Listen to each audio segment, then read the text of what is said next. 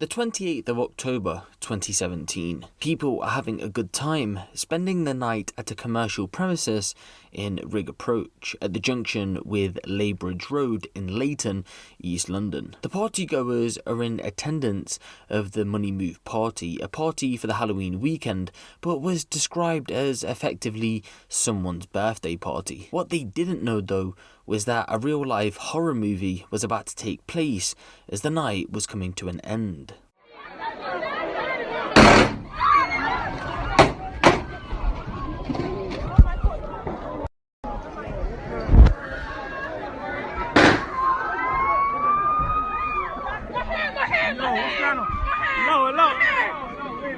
Wait.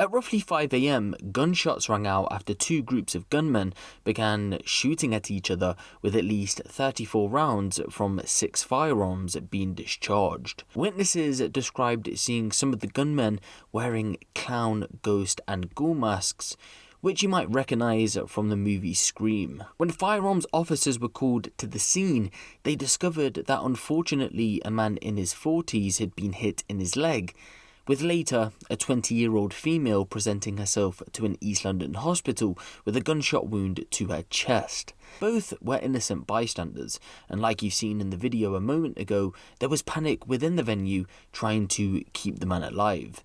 Luckily for both, they went on to survive and made full recoveries, believe it or not. But with such a brazen act of violence, an investigation into the incident was launched by Operation Trident. During the investigation, high-quality CCTV on the industrial estate where the events unfolded proved key to helping police. The team were able to put together a detailed sequence of events which ultimately would lead to the conviction of people involved, but this whole situation nearly took 4 years to the date to finally wrap up.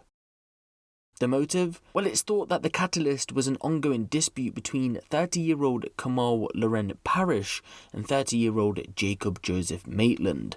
The details, however, haven't been made public, but on that fateful night when things came to a head, guns were discharged and people were hit.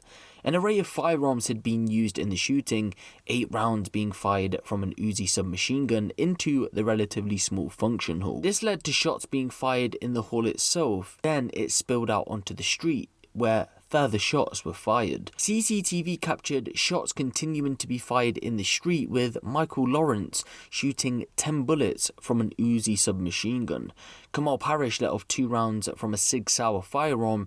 Jacob Maitland fired 3 shots from a Makarov self-loading pistol, whilst Shainan Ozga fired 5 rounds from a Takarev self-loading pistol. But it would be roughly 7 months after the shooting went down, police were finally ready to make some arrests.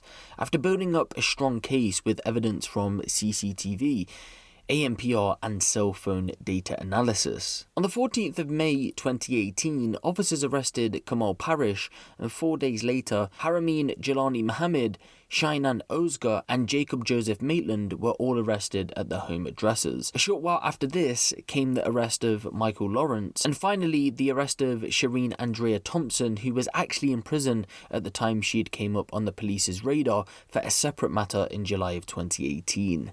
Now normally you'd think that after committing such a brazen shooting in front of quite literally hundreds of witnesses, that you'd at least get rid of the clothes that you wore on that day. You'd think that, wouldn't you? But no, believe it or not, the police came out to say that clothing seized from the addresses of some of the people appeared to be identical to that worn by the offenders during the night of the shooting.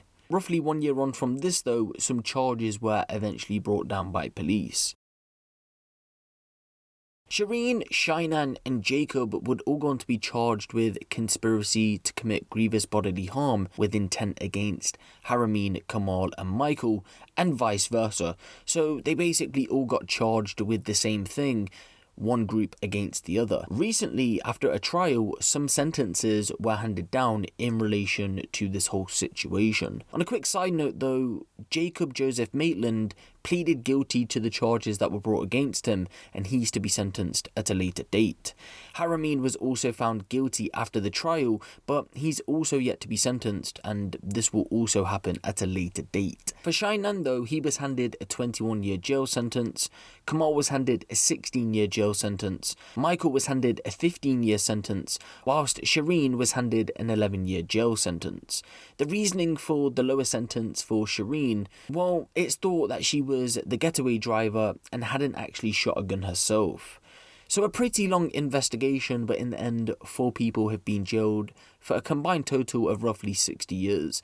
This in due course will raise. But to think that at such close range in a relatively small venue with literally Uzis being used and 2 people being shot but going on to make full recoveries is extremely lucky. I can't lie, this situation could have seen multiple people being pronounced dead, and although 2 people were injured, we can at least take away that no one died in this situation, which is sadly all too familiar nowadays in London, especially with gun crime. But give the video a like for more crime related content like this, and make sure you hit the subscribe button if you haven't. It's been me, Ape Huncho, and I'll see you in the next one.